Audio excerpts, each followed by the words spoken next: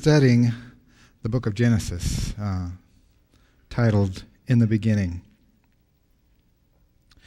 And last week we covered the story of Jacob and Esau. This week we're going to continue on with our study of Jacob. In fact, traveling along with Jacob as he joins Laban's family,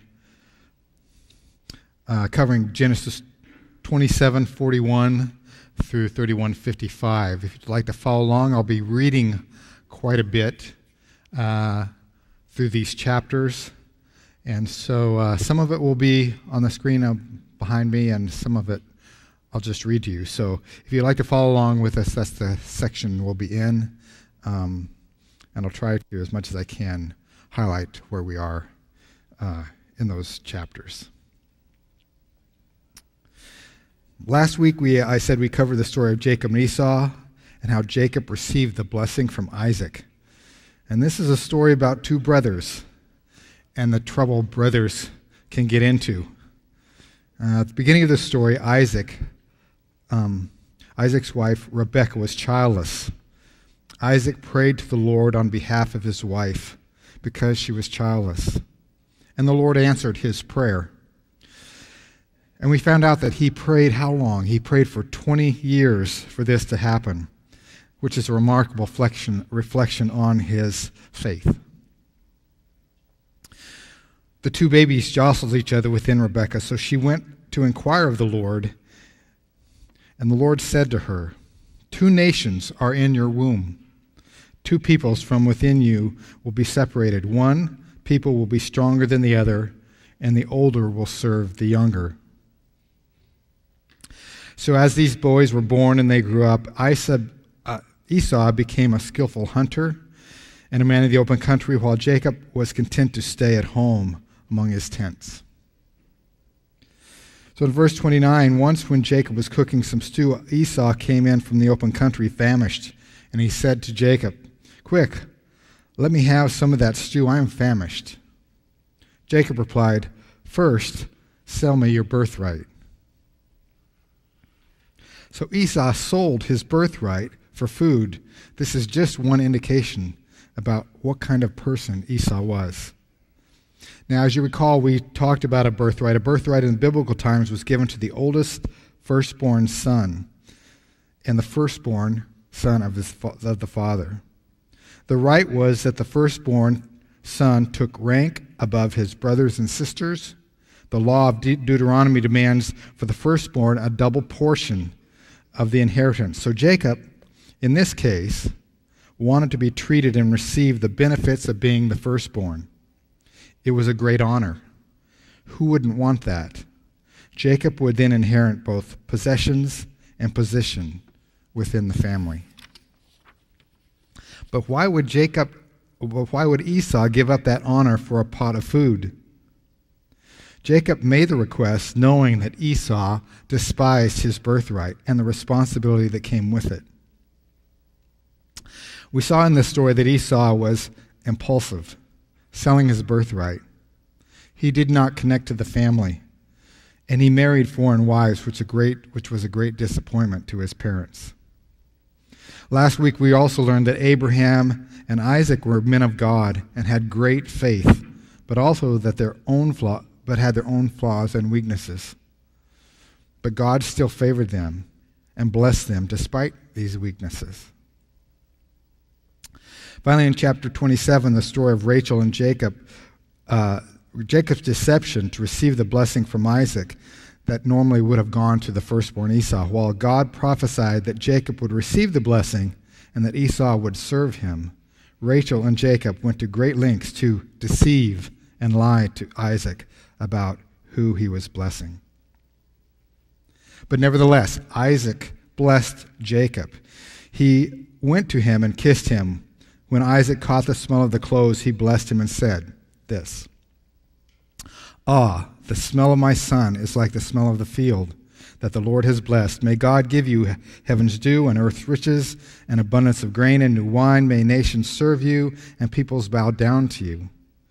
Be Lord over your brothers, and may the son of your mother bow down to you. May those who curse you be cursed, and those who bless you be blessed. This was the blessing Isaac gave to Jacob. So, a summary of last week. From the very beginning, God set out to bless the family, descendants of Abraham and Isaac. God made Isaac the same promise that he did to Abraham, that he would give him these lands and that his descendants would be as numerous as the stars of the sky, and all nations and the world would be blessed through his offspring. So what's the faith lesson for us? We know that through all these missteps and in the course of time that God's will was done. Last week, we also discussed that Christ was referred to as the firstborn in the New Testament. Colossians 1:15 says this, "The Son is the image of the visible God, the firstborn over all creation. For in him all things were created, all things in heaven and on earth, visible and invisible, whether thrones or powers or rulers or authorities, all things have been created through him and for him."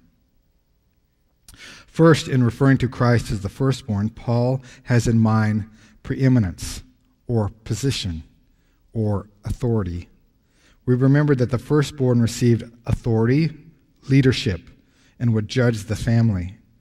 Furthermore, Paul refers to Jesus as the firstborn over all creation, not the firstborn in creation. As such, he is before all things, and in him are all things hold together. Colossians 1:17. So that, in brief, was the important points from our lesson last week. This morning, we will continue with this story of Jacob, leaving and fleeing the wrath of his brother Esau and seeking a wife among his relatives. So we're going to start in Genesis 27:41 is where our lesson today starts. Esau held a grudge against Jacob because of the blessing of his father had given him. He said to himself, "The days of mourning for my father are near, then I will kill my brother Jacob." When Rebekah was told that her older son Esau had said, she said to her younger son Jacob and said to him, "Your brother Esau is planning to avenge himself by killing you. Now then, my son, do what I say. Flee at once to my brother Laban in Haran. Stay there with him for a while until your brother's fury subsides. When your brother is no longer angry with you and forgets what you did to him, I'll send word for you to come back from here. Why should I lose both of you in one day?" Then Rebekah said to Isaac, "I'm disgusted with living with these Hittite women. If Jacob takes a wife from among them of this land, from the Hittite women like these, my life will not be worth living." So Esau held a grudge against his brother for following through on his own actions of selling his birthright. We mentioned last week the birthright and the blessing go hand in hand. And Jacob and Esau despised his birthright and gave it away. His anger, so much like our anger, so many times is due to our own personal decisions and attitudes. We should also remember that Canaan was filled with tribes that did not worship the living God, which is why Rebekah sent Jacob to Haran to find a wife. Continue on in chapter 28. So Isaac called for Jacob and blessed him. Then he commanded him, "Do not marry a Canaanite woman. Go at once to Padan Aram, to the house of your mother's father Bethuel. Take a wife for yourself there from among the daughters of Laban, your mother's brother. May God Almighty bless you and make you fruitful and increase your numbers until you become a community of peoples. May he give you and your descendants the blessing given to Abraham, so that you may take possession of the land where you now reside as foreigner, the land God gave to Abraham." So then Isaac went. Isaac sent Jacob on his way, and he went to Padan Aram, to Laban's son of Bethuel the Aramean, the brother of Rebekah, who was the mother of Jacob and Esau. 28, verse 6. Now Esau learned that Isaac had blessed Jacob and sent him to Padan Aram to take a wife from there, and that when he blessed him, he commanded him, "Do not marry Canaanite women." And Jacob obeyed his father and mother and had gone to Padan Aram. Then Esau realized how displeasing the Canaanite women were to his father Isaac. So he went to Ishmael and married Mahatharath, the sister of Nebaioth, and daughter of Ishmael's son of Abraham, in addition to the wives he already had. So Isaac continues to bless Jacob. And this, in chapter 28, really a second blessing, and guides him and directs him as a loving father would. Certainly the prophecy of God spoke to Rachel about Jacob is further evidenced by Jacob's obedience to his father and Esau's rebellion against the wishes and guidance of his parents. Jacob, despite being deceitful in receiving the blessing, has his heart right with God, while Esau's rebellion against the wishes of his parents and marries Hittite women, people who were pagan and worshipped foreign gods. So Jacob left, and where did he go? We can see on this map the way he traveled up north to Haran, Padan Aram, the distance from the area where he lived in Israel. So, chapter 28:10. Jacob left Beersheba and set out for Haran. When he reached a certain place, he stopped for the night because the sun had set. Taking one of the stones there, he put it under his head and lay down to sleep. He had a dream in which he saw a stairway resting on the earth, with a top reaching to heaven, and the angels of God were ascending and descending on it. There above it stood the Lord. He said, "I am the Lord, the God of your father Abraham, the God of Isaac. I will give you and your descendants the land in which you are lying. Your descendants will be like the dust of the earth, and you will be spread out to the west and to the east and to the north and to the south. All peoples on earth will be blessed through you and your offspring. I am with you and will watch over you wherever you go. I will bring you back to this land, and I will not leave you until I have done what I have promised you." Because of his righteousness, God recognized Jacob as the heir of the promise given to Abraham. He provides the same blessing as he did to his father Isaac. "I will give you and your descendants the land on which you are lying. Your descendants will be like the dust of the earth. You will be spread out to the west and to the east and north and south. All peoples on earth will be blessed through you and your offspring." God goes on to directly say to Jacob that he will watch over him and not leave him until he has done all that he has promised.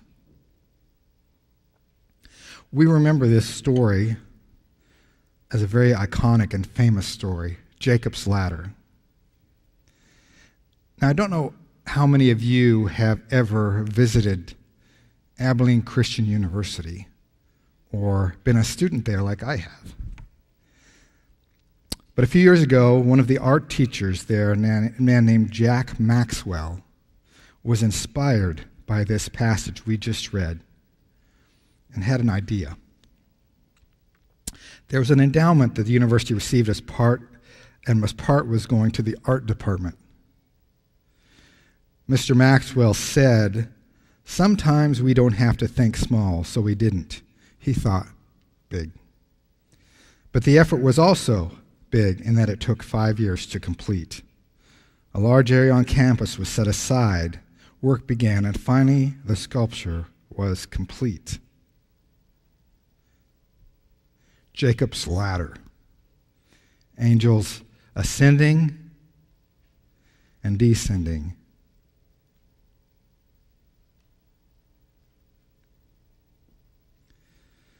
Part of this sculpture is made of limestone and words engraved in them. Narrow is the gate, the house of God. In this photo, you can see the entire sculpture and the area around it. On the words on the stone there, who enters the gate through waters of life. Look at these stones. You notice anything interesting about them? How about look at the space between the stones? That's what I'm really looking at. I don't know if this works. The space between the stones, if you stand in the right place, has the cross of Christ.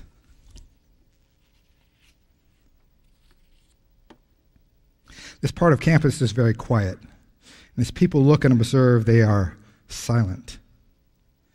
It also has a baptistry there on site where many college students have obeyed and received Christ through baptism. Truly, this is an inspirational and emotional place. Jacob's ladder. Back to our story. Verse 16. When Jacob woke from his sleep, he thought, "Surely the Lord is in this place, and I was not aware of it." He was afraid and said, "How awesome is this place! This is none other than the house of God. This is the gate of heaven." So early the next morning, Jacob took the stone he had placed under his head and set it up as a pillar and poured oil upon it. He called that place Bethel, though the city was named Luz.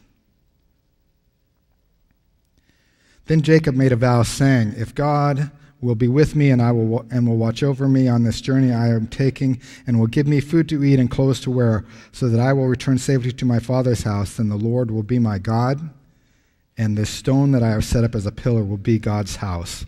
And all of that you give me, I will give you a tenth." And Jacob said, "If the Lord be with me, he will be my God."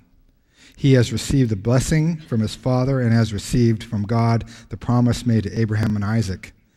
In a dream, God promises to be with Jacob, so he pledged his heart to the Lord. We continue the story in chapter 29.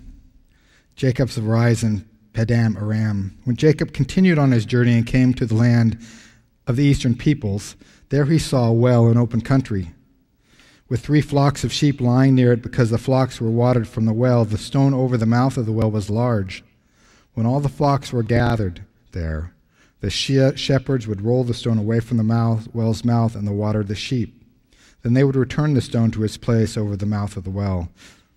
Jacob asked the shepherds, "My brothers, where are you from?" "We're from Haran," they said. He said to them, "Do you know Laban, Nahor's grandson?" "Yes, we know him," they answered.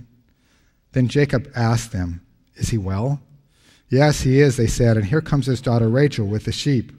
"Look," he said, "the sun is still high. It is not time for the flocks to be gathered. Water the sheep and take them back to the pasture." "We can't," they replied, "until all the flocks are gathered and the stone has been rolled away from the mouth of the well. Then we will water the sheep." So while he was still talking to them, Rachel came with her father's sheep, for she was a shepherd. When Jacob saw Rachel, daughter of his uncle Laban, and Laban's sheep, he went over and rolled the stone away from the mouth of the well and watered his uncle's sheep.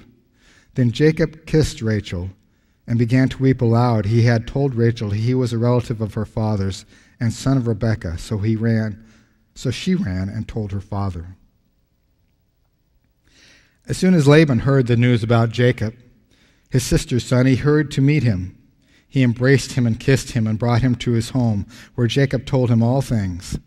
Then Laban said to him, "You are my own flesh and blood."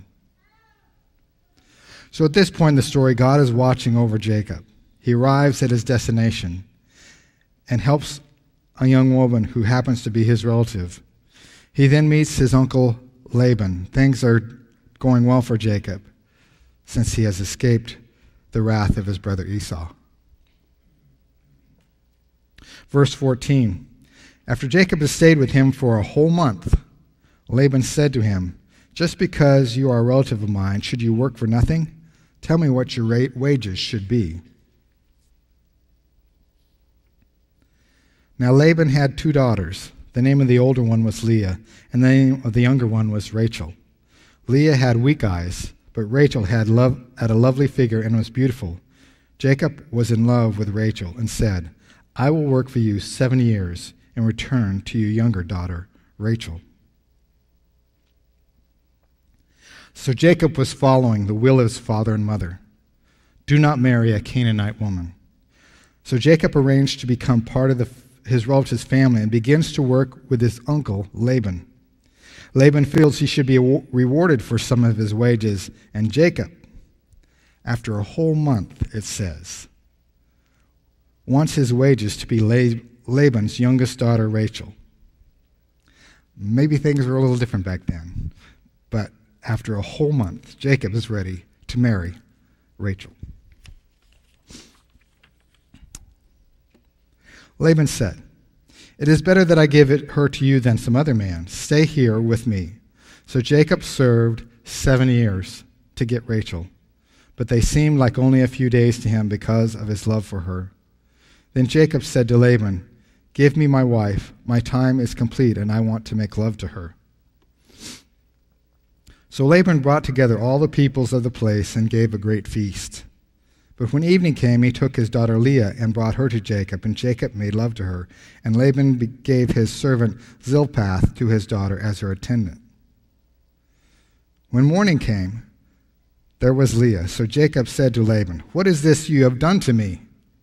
I served you for Rachel, didn't I? Why have you deceived me?" Laban replied, "It is not our custom here to give the younger daughter in marriage before the older. Finish the daughter's bridal week, and then we will give you the younger also in return for another 7 years of work." And so Jacob did so. He finished the week with Leah. And then Laban gave him his daughter Rachel to be his wife. So, Uncle Laban pulls a fast one on Jacob, the deceiver, is deceived and is tricked into marrying the oldest daughter. But when confronted, also gives him his younger daughter as well for working 7 more years. Now, I'd completely forgotten this part of the story. I always thought he worked for Leah for 7 years, had to work another 7 years before he got Rachel, but that's not how the story goes.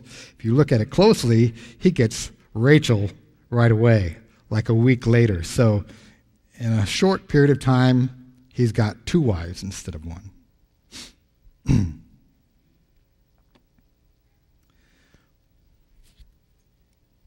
When the Lord saw that Leah was not loved, he enabled her to conceive, but Rachel remained childless. Okay, we see that the Lord feels for Leah because she is not loved and enables her to bear children when Rachel remains childless. We discussed the importance of the Hebrew culture last week and how women valued having children. If a woman was childless, it was a disgrace, an embarrassment. Not having children meant there was something wrong with you. It was abnormal, and a wife truly didn't become part of her husband's family until she bore children. Another thing to note is that in Bible times, people didn't marry always for love. Many times it was about relationships. Isaac told Jacob, "Go to his relatives to seek a wife." This continued the relationship between the families. We see in Titus 2:4, it alludes to this. Likewise, teach the older women to be reverent in the way they live, not to be slanderers or addicted to much wine, but to teach what is good. Then they can urge the younger women to love their husbands and children. Now we find this a little bit odd. Unlike the way we are wired, which is loving our family, loving our spouse, is a natural thing for us. In Bible times, loving their husbands was not automatic, but was often a learned behavior. So at this point, it might be good to stop and just remember the promise God made to Jacob, that his descendants will be like the dust of the earth. We know that Jacob would have 12 sons that would eventually represent the 12 tribes of Israel. Verse 31, when the Lord saw that Leah was not loved, he enabled her to conceive, but Rachel remained childless. Leah became pregnant and gave birth to a son. She named him Reuben, for she said, "It is because the Lord has seen my misery. Surely my husband will love me now." She conceived again, and when she she gave birth a son, she said, because the Lord heard that I am not loved, he gave me this one also. So he named him Simeon. Again she conceived, and when she gave birth to a son, she said, now at last my husband will become attached to me because I have borne him 3 sons. So she named him Levi. She conceived again, and when she gave birth to a son, she said, this time I will praise the Lord. So she named him Judah. Then she stopped having children. So we see that God was watching over Leah and blessing her because she was not loved. She bore 4 sons. And who was the firstborn? Right. It was Reuben was the firstborn. Leah had 4 sons before Rachel had any.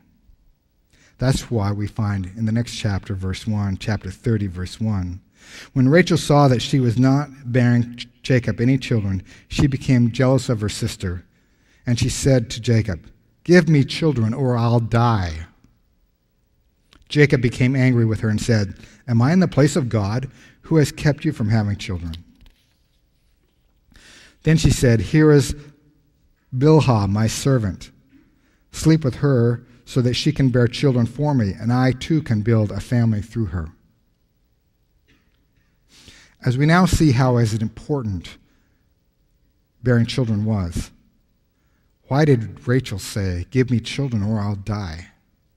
So Rachel offered her servant to bear children on her behalf. But this is not the first time this has happened. We know that this also happened, that's right, with Sarah gave Abraham her servant Hagar to bear children so she could have a family. Finally, in verse 22, then God remembered Rachel. He listened to her, enabled her to conceive. She became pregnant and gave birth to a son and said, God has taken away my disgrace. She named him Joseph and said, may the Lord add me another son. So we skipped through some of these birthings, but we want to take a look at this chart, which helps us understand all the kids that Jacob has had. So we see on the left up here at the top that Jacob marries Leah and Rachel. And Reuben, Simeon, you can see the numbers here. Reuben, Simeon, Levi, and Judah were the first 4 sons. Then Rachel gets frustrated and gives her servant Bilhah to Jacob, which has the 5th son, Dan, and the 6th son, Naphtali. Then Leah gets frustrated and gives her servant Zilpah, and Jacob has a son, Gad and Asher, and then Leah has 2 more sons, Issachar and Zebulun, and finally, Rachel has son 11, Joseph, and Benjamin. Harder to keep track, but this is a good way to see it.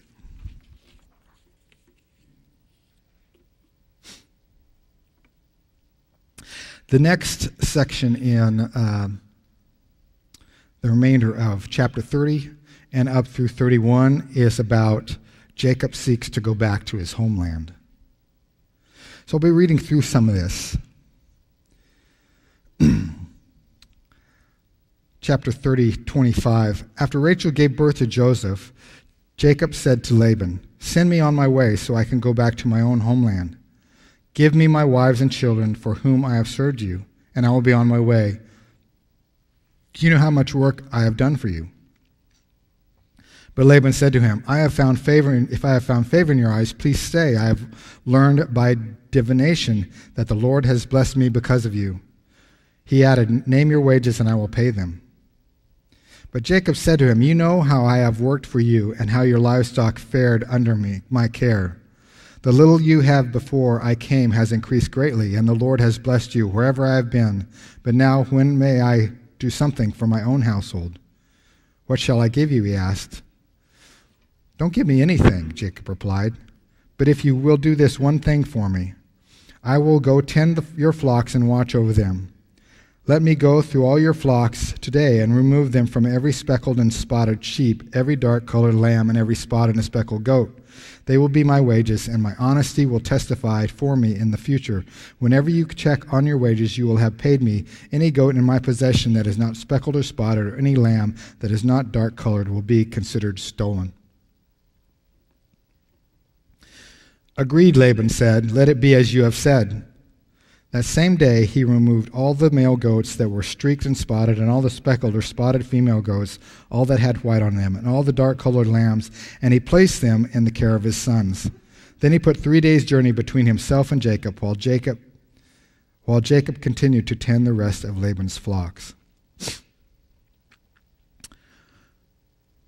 So are Jacob and Laban good friends? Well, yeah, we might say that they are. But Jacob is feeling slighted here, right? Wouldn't you? First, he agrees to work for 7 years for Laban's daughter, Rachel, and then he is tricked and has to work 7 more years for her. Moreover, he has greatly increased Laban's wealth due to his labor, but it seems that Jacob and Laban agree, but neither seem to quite trust each other. We recall from last week the birth of Jacob and how when he was born, he was holding the heel of Esau. The name Jacob means he grasps the heel, also means he deceives. You might recall that Esau, after finding out that Jacob had deceived his father and taken his blessing, he said this, "Isn't he rightly named Jacob?" So we should not be surprised to find out what happens next.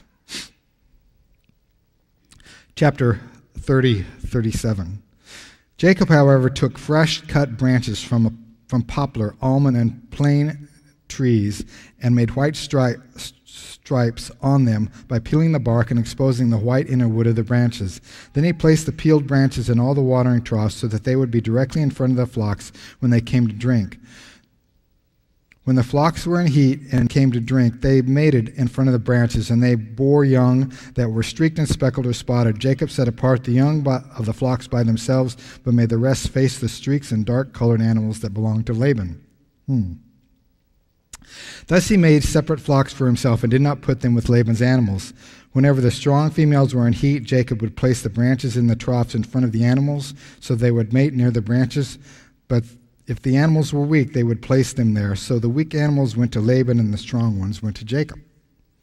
In this way, the man grew exceedingly prosperous and came to own large flocks and female and male servants and camels and donkeys. So, what is all this business of stripping wood and laying it before the water troughs? I have really no idea. I really think that what he's getting here to is that he's pretty adept at figuring out how these animals mate and the genetic variation.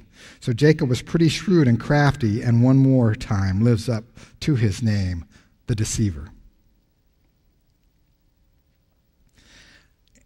We continue on in chapter 31. Jacob heard that Laban's sons were saying, "Jacob has taken everything our father has owned and has gained all this wealth from what belonged to our father." And Jacob noticed that Laban's attitude toward him was not what it had been. Then the Lord said to Jacob, "Go back to the land of your fathers and to your relatives, and I will be with you." So Jacob sent word to Rachel and Leah to come out to the fields where the flocks were, and he said to them, "I see that our father's attitude toward me is not what it was before, but God of our fathers has been with me. You know that I have worked for your fathers for all my strength, yet your fathers have cheated me by changing my wages 10 times. However, God has not allowed him to harm me. If he said, 'The speckled ones will be your wages,' then all the flocks gave birth to speckled young. And if he said, 'The streaked ones will be your wages,' then all the flocks bore streaked young. So God has taken away your father's livestock and given them to me." It's really difficult for us to tell what all is going on here between Jacob and Laban, but one thing we do know is Jacob worked for Laban for 14 years and greatly increased his wealth. We also know that the Lord was with Jacob and provided him with a large family, and everything he did, he prospered. Verse 46, on the third day Laban was told that Jacob had fled. Taking his relatives with him, He pursued Jacob for 7 days and caught up with him in the hill country of Gilead. Then God came to Laban the Aramean in a dream and said to him, "Be careful not to say anything to Jacob, either good or bad." So Jacob had pitched his tent in the hill country of Gilead, and Laban overtook him, and Laban and his relatives came there too. And then Laban said to Jacob, "What have you done? You have deceived me, and you have carried off my daughters, the captives in war. Why did you run off secretly and deceive me? Why didn't you tell me so I could send you away with joy and singing to the music of the timbrels and harps? You didn't even let me kiss my grandchildren. Daughters, goodbye. You have done a foolish thing. Come now, let's make a covenant, you and I." Verse 44, "And let it serve as a witness between us." So Jacob took a stone and set it as a pillar. He said to his relatives, "Gather some stones." So they took stones and piled them in a heap, and they ate there by the heap. Verse 51.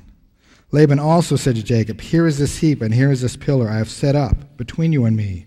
This heap is a witness, and this pillar is a witness. Will not go past the heap to your side to harm you, and that you will not go past the heap and pillar on my side to harm me. May the God of Abraham and God of Nahor, the God of their fathers, judge between us." So Jacob took an oath in the name of the fear of his father Isaac. He offered a sacrifice here in the hill country and invited his relatives to a meal. After they had eaten, they spent the night there. Early the next morning, Laban kissed his grandchildren and his daughters and then blessed them, and he left them and returned home. This is the story of Jacob in his travels to marry and to return home as God has promised. Let's bow in prayer as we close. Our gracious God and Father, we're so thankful for this morning we can be here and gather together to learn more about your word, to hear the story of Jacob and Laban, and to understand how you were with Jacob and blessed him because of his heart was right with you. We ask that you be with us and encourage each of us to have the same kind of heart as Jacob had, to look to you for answers when we have struggles in our life. We'd ask you to bless this assembly this morning and bless our worship today. All these things rest in Christ's name. Amen. Thank you. You're dismissed.